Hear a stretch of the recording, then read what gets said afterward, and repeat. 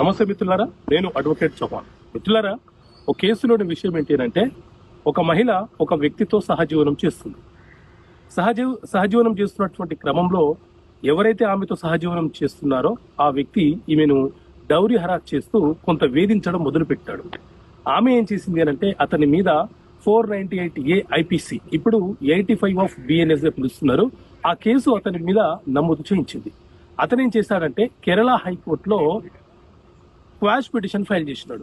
నేను ఆమె యొక్క భర్తని కాదు, ఆమె నా మీద 498A కేసు పెట్టడానికి అవకాశం లేదు, నా మీద ఫైల్ చేసినటువంటి FIR ని రద్దుపరచమని చెప్పి క్వాష్ పిటిషన్ ఫైల్ చేసినాడు.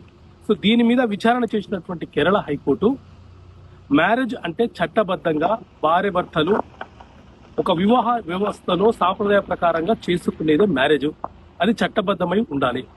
అంతే తప్ప ఒక మహిళ ఒక పురుషుడు సహజీవనం చేస్తే